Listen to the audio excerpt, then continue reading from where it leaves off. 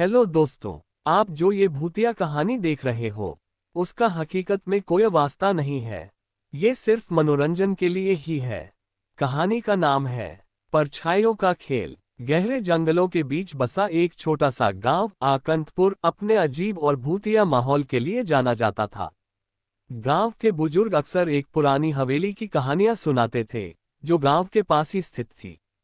हवेली कई वर्षों से वीरान थी, लेकिन कहा जाता था कि वहां अजीब घटनाएं होती रहती हैं। कोई भी गांववाला सूरज ढलने के बाद उस ओर जाने की हिम्मत नहीं करता था। रवि एक शहरी युवक था जो हाल ही में अपने शोध के सिलसिले में इस गांव में आया था। उसे गांवों के रहस्यों और अजीब घटनाओं पर शोध करना था, और आकंतपुर की हवेली की कहानी सुनकर उसका ध्यान उस ओर खींच गया।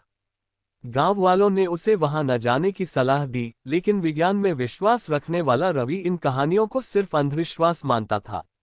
उसने ठान लिया कि वह रात में हवेली जाकर अपनी आंखों से देखेगा कि आखिर वहां क्या है। रात के अंधेरे में जब पूरा गांव नींद में डूबा हुआ था, रवि अपनी टॉर्च और कैमरा लेकर हवेली की ओर चल पड़ा। हवेली गांव से थोड़ी ही दूरी पर थी, लेकिन वहां तक पहुंचने के लिए उसे एक घने जंगल से होकर गुजरना पड़ा।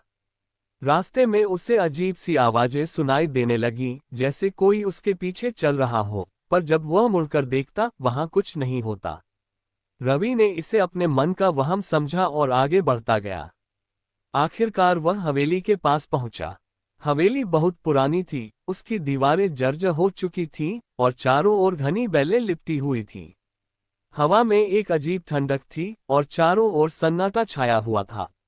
रवि ने टॉर्च की रोशनी में हवेली का मुआयना किया।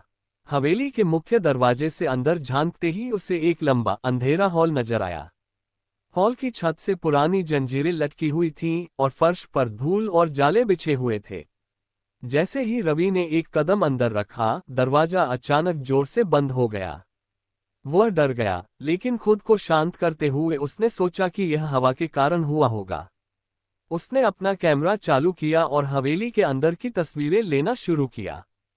हर कदम के साथ उसे ऐसा महसूस होने लगा जैसे कोई उसे देख रहा हो। हवेली में एक अजीब सी ऊर्जा थी, जो उसके रोंगटे खड़े कर रही थी। कुछ देर बाद रवि को हवेली के एक कोने से हल्की सरसराहट सुनाई दी। उसने वहां जाकर देखा, लेकिन वहां कुछ नहीं था। अचानक उसकी टॉर्च की रोशनी खुद ब खुद कमजोर हो गई और एक अजीब सी परछाई दीवार पर उभरने लगी। वह परछाई बिल्कुल इंसान के आकार की थी, लेकिन उसकी हरकतें बहुत अजीब थीं, जैसे वह दीवार से निकलकर रवि की ओर बढ़ रही हो। रवि का दिल जोर जोर से धड़कने लगा, लेकिन उसने खुद को संभालते हुए कैमरे से वह परछाई रिकॉर्ड करने की कोशिश की। तभी अचानक उसके कैमरे की स्क्रीन पर कुछ अजीब रेखाएं उभरने लगीं और कैमरा अपने आप बंद हो गया।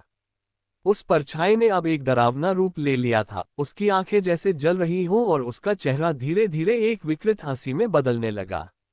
रवि को अब एहसास हो गया था कि यहाँ कुछ भयंकर था। उसने तुरंत वहां से भागने की कोशिश की, लेकिन उसके पैर जैसे जमीन से चिपक गए हों। उसके चारों ओर अजीब सी आवाजें गूंजने लगीं, जैसे सैकड़ों लोग एक साथ बुदबुदा रहे हों। हवेली की दीवारों पर और परछाइयां उभरने लगीं, और हर परछाई रवि की ओर खींचती आ रही थी। रवि ने हिम्मत जुटाकर अपने पैर छुड़ाने की कोशिश की और किसी तरह खुद को आगे खींचा। दरवाजे तक पहुंचने पर उसने देखा कि दरवाजा अब अपने आप खुल चुका था, लेकिन बाहर घना कोहरा छा गया था। उसने बिना कुछ सोचे समझे दौड़ लगा दी और जंगल की ओर भागा। रास्ते में उसे लग रहा था कि परछाइयां उसके पीछे पीछे आ रही हैं। वह सांस फूलते हुए गांव की ओर भागा और अंततः किसी तरह गांव में पहुंचकर अपने कमरे में घुस गया। रात भर रवि को नींद नहीं आई। उसे बार बार वही परछाइयां दिखने लगीं और हवेली की विकृत आवाजें उसके कानों में गूंजने लगीं। अगली सुबह गांव वालों ने रवि को बहुत विचलित अवस्था में देखा। उसने गांव वालों को सब कुछ बताया, लेकिन किसी ने उसकी बातों पर यकीन नहीं किया। गांव के बुजुर्गों ने उसे सलाह दी कि वह इस घटना को भूलकर वापस अपने शहर चला जाए, वरना और भी भयंकर परिणाम हो सकते हैं। लेकिन रवि जिद्दी था। उसने ठान लिया था कि वह फिर से हवेली जाएगा और इस रहस्य को सुलझाएगा। कुछ दिन बाद रवि एक बार फिर से हवेली गया, लेकिन इस बार वह पूरी तैयारी के साथ आया था। उसके पास कुछ वैज्ञानिक उपकरण थे जिनसे वह वहां की गतिविधियों को रिकॉर्ड कर सकता था। इस बार हवेली में प्रवेश करते ही उसे महसूस हुआ कि यहाँ की ऊर्जा और भी भयावह हो चुकी थी। दीवारों पर परछाइयां और भी स्पष्ट दिख रही थीं, और हवेली से अजीब तरह की आवाजें आ रही थीं। रवि ने अपने उपकरणों से हवेली के हर कोने को स्कैन करना शुरू किया। तभी एक कोने में उसे एक पुरानी, जंग लगी लोहे की अलमारी मिली। अलमारी के पास पहुंचते ही उसके उपकरण अचानक से बंद हो गए और कमरे का तापमान अचानक गिर गया। रवि ने किसी तरह अलमारी का दरवाजा खोला और अंदर जो देखा वह बेहद चौंकाने वाला था। अलमारी के अंदर एक पुराना, टूटा हुआ आईना रखा था। आईने के चारों ओर अजीबोगरीब चिन्ह बने हुए थे। रवि ने आईने पर हाथ रखा ही था कि अचानक से पूरा कमरा हिलने लगा और आईने से धुआं सा निकलकर पूरे कमरे में फैलने लगा। वह धुआं धीरे धीरे एक इंसानी आकृति में बदल गया जिसकी आंखें जलती हुई लाल थीं। वह आकृति हवा में तैरते हुए रवि की ओर बढ़ने लगी। रवि ने महसूस किया कि यह आईना ही उन भूतिया घटनाओं का केंद्र था। उसने बिना समय गंवाए आईने को उठाया और उसे तोड़ने की कोशिश की। लेकिन जैसे ही उसने आईने पर हाथ रखा, उसके शरीर में एक अजीब सी सिहरन दौड़ गई और उसकी आंखों के सामने सब कुछ धुंधला हो गया। अब रवि को एहसास हो गया था कि यह आईना किसी अभिशाप का प्रतीक था और इसे नष्ट करना आसान नहीं था। लेकिन उसने हिम्मत नहीं हारी।